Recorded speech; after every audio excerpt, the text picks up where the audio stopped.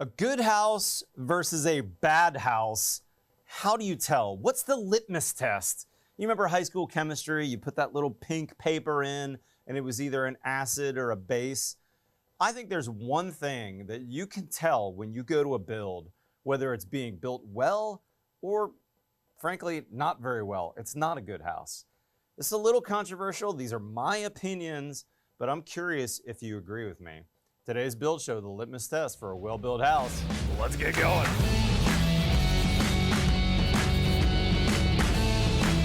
Okay, the first thing we need to know when we think about this good versus bad is let's look at the data out there for who's getting sued. When it comes to construction defect litigation, the number one issue by far is this: water. 80% of the issues out there, 80% of the lawsuits have something to do with water. That might be water from the sky, that might be splashback, that might be foundation water issues, condensation, it could be all kinds of things. But if we don't take water seriously, we're in trouble and we have a not good house.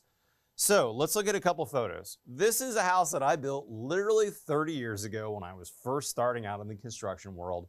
I was working for a big national builder. They're using cardboard sheathing everywhere. And I was a warranty manager for a while, and I dealt with a lot of water issues related especially to windows. We were not taking our windows and the install very seriously. And frankly, I would tell you the material itself, cardboard, it meets code, it meets the minimum standard for shear and racking strength. But do we really want to build to minimums? But here's the line in the sand for me. If you look at the front of this house, this is just literally a couple years ago, being built with the same systems I was using 30 years ago. Crazy that we haven't progressed. The problem with cardboard sheathing is it's really hard to get your waterproofing seriously. Again, this is my opinion. Maybe you have a different one, but I think this is a litmus test. I am not a fan. I would not buy a house that had cardboard sheathing. I would not recommend you build with cardboard sheathing, and I would not use a builder that builds with cardboard sheathing. Look at the penetrations here, whether it's the windows, those pipes coming through. It's incredibly hard from a water perspective and absolutely from an air perspective to get a really well-built house. No sill pan under those windows. That tape's already starting to peel on the top side of that window. And then this is the kind of details you see all over the place when there's cardboard sheathing involved. I mean, people don't know how to do it well because there's frankly not a great method to make it waterproof. All right, let's move on. After I built with cardboard for 7 or 8 years, I moved on to a custom builder that was using house wrap. Now, this isn't one of the houses I built, but I can tell you that I built very similar houses to this. And house wrap is a step up. Now we've got a true wood sheathing. There's probably OSB back there. But from the street, as I take this picture, I can already see problems with this. First off, I do like what they did with the head. You can see that they cut the house wrap and slid the windows in, so we've got good positive drainage there. But look at that black material that's underneath the windows. That's not a true sill pan. That's basically a piece of plastic that's been folded into the sill and the window is set on it. The lower the cost of the window, the more likely it's going to leak. And I would tell you that vinyl windows have a real history of leaks in the corners because they're fusion welded, and when they sand or cut the corners, they sometimes overcut them. So those windows have a real chance of being a leak. If we don't have a true sill pan underneath, that water is going to leak into the cavity, the wood cavity. And a house built to modern standards with insulation, with air tightness codes, once water leaks in, it's game over. It's going to be a problem in the future. There's going to be rot, there very likely is going to be mold, and it's not going to recover. An older house built in the 1920s, let's say, or the 30s, before we had insulation, we had plenty of airflow to dry them out. Those houses could leak all day long and we wouldn't have problems. The real wood would soak up that water and dry with the airflow and the heat going through the cavities. When we see these types of sill pans on houses that are not a continuous sill pan, think zip system stretch tape that I use on a lot of my projects. It just totally fills that opening. We put a slope sill on. If the window leaks, it leaks to the outside and it doesn't actually touch any of the wood framing. This type of sill will absolutely leak. It's got cuts in the corners. If the window leaks into the sub sill, it's going to leak into the framing. Not good. I do want to point out that I'm not disparaging any of these brands per se. What I am telling you is that they're not being installed correctly. This is a people problem. This is, frankly, the builder not doing it well. When we get to modern construction, we up the ante by a factor of 10x. This window here appears, it's a little hard to zoom in here, but from the street where I took this photo, it appears that it has a sill pan on there, and probably the flexible kind from this manufacturer. Great product. But what I'm seeing is they've already started stucco. They're coming around the corner. There's no head flashing on that corner window. There's flapping house wrap. They're not taking waterproofing seriously. This is not a good sign. This scares me. And again, I'm just looking from the street here. You get up close, you can see all kinds of other details. If we can see bare wood, we got a problem. This is obvious. Let's move on to another product. I use a lot of zip system sheathing. Fabulous product, but again, not installed correctly by the people on the job, by the builder. It can be a serious problem. From the street, when you look at this house, the first thing I notice is I've got some silver tape on there. That is not a Huber Engineered Woods branded product, so it's not tested. It's not necessarily made for zip as the substrate. The black tape is. However, the black tape needs to be rolled and needs to be installed with some care.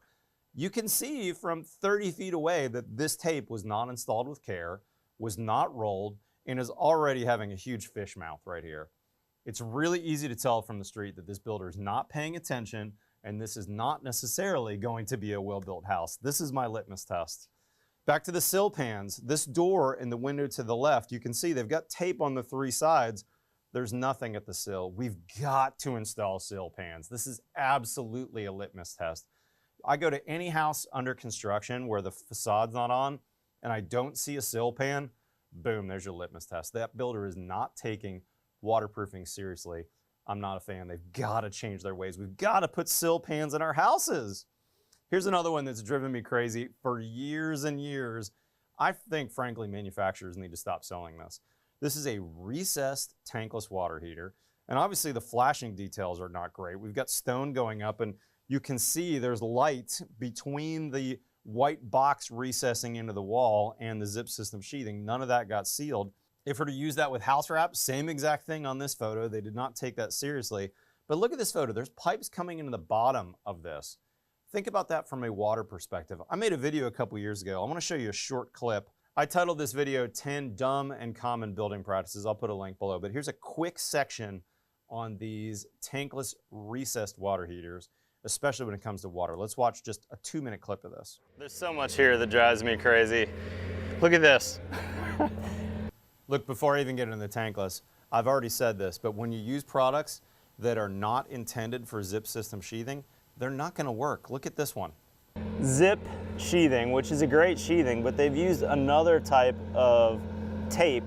This is asphaltic. It does not stick very well to zip sheathing. You need to use zip tape on zip sheathing. This does not stick. But my bigger pet peeve is this right here. This is a recessed tankless water heater. They've set this up so the tankless won't stick as far out of the building. It looks like this is gonna have siding, or really this is set up for rock, but there's no brick ledge. But this unit is recessed into the wall, which is a really bad idea from a waterproofing perspective. We've got a little bit of an overhang here, but not much. Let's test it and see if it would leak. This is normally the outlet where the tankless is gonna come out, and this is a box right here. So there's your recess box. But see this?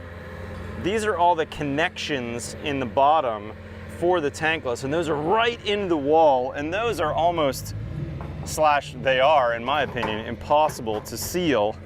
So if we get a little bit of water in that tank, over time, see that water coming out? How much of that water is gonna get in and come to the inside?